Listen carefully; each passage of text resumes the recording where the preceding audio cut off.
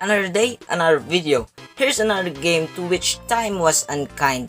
Let's review Kirby's Dream Land 3.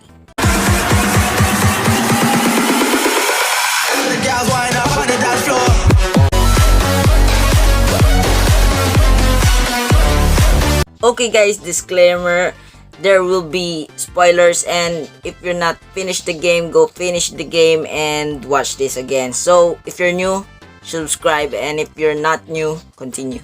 Released on the 16-bit SNES over a full year after the debut of the next generation Nintendo 64, its potential audience had been considerably reduced by hardware migration. Comparison to a superior predecessor also damaged its appeal, as the absolutely superb Kirby Superstar had just arrived the year before as well.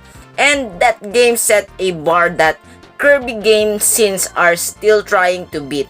Yes, the timing of its original release did Kirby's Dream Land 3 no favor at all back in 1997, but things might be different. 2009, because many players missed out and when it first got released, there should be a fairly large crowd of fans who might consider investing $8 to own this under-the-radar Kirby outing on the Virtual Console. And if they do take the 800 Wii points plunge, they should be suitably satisfied, because while Kirby's Dream Land 3 isn't the most dynamic and memorable of the Pink Pop Balls adventures, it does have a variety of unique ideas that set it apart. Yes, I know that the Wii is not the latest console today. It's still worth buying a physical copy of if you have a SNES lying around your house, or if you want to be a cheap and don't want to spend a lot of money, just install an emulator, but it might not have a good emulation.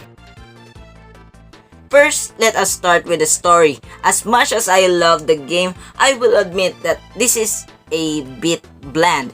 Dark matter once again has taken over Dreamland, and it is up to our hero Kirby and his friend Gooey, a being that once belonged to the evil dark matter but managed to separate himself from the villain somehow, to save the day. Those of you familiar with the series may remember the Rainbow Drops of Kirby's Dream Land 2.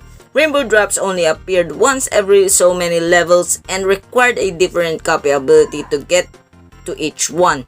Dream Land 3 took this concept and expanded upon it. Each level has a special task that you press, if you will. The tasks vary greatly and include things such as playing mini games, building sculptures, collecting items, and in one case destroying Metroids for Samus. I promise that is no joke.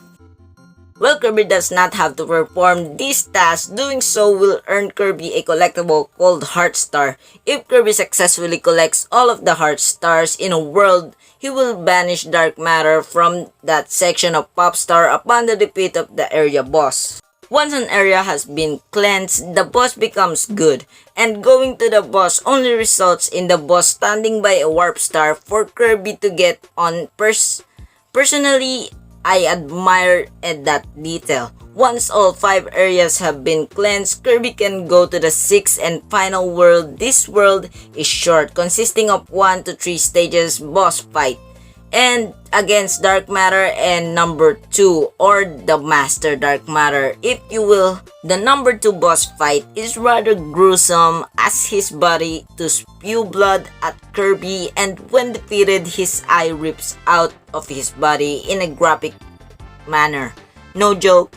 If you finish the game, you will know what I'm saying, but if you're not, why are you watching this video if you're not yet finished the game?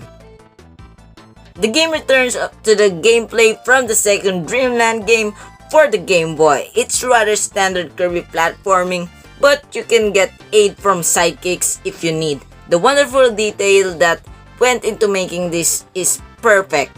Not only does each and every single character have loads and lots of sprite frames, but they all look good. The background are nicely detailed too.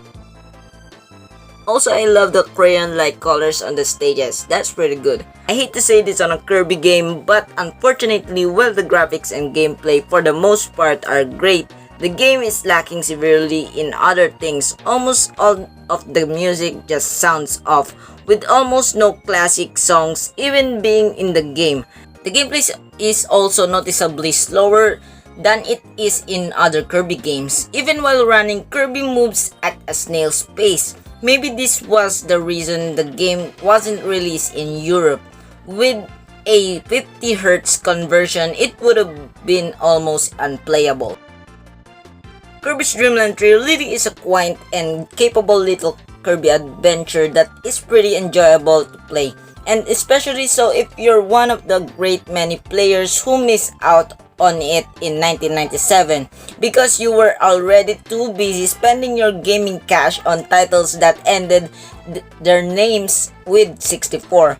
Give it a glance of if you're a fan of Nintendo's short pink hero. So guys, I'm gonna end this here. If you guys love this video, make sure to hit the like button and subscribe. If you're new to the channel, make sure to subscribe, and if you're not new, hit the like button, and see you guys on the next video. Goodbye.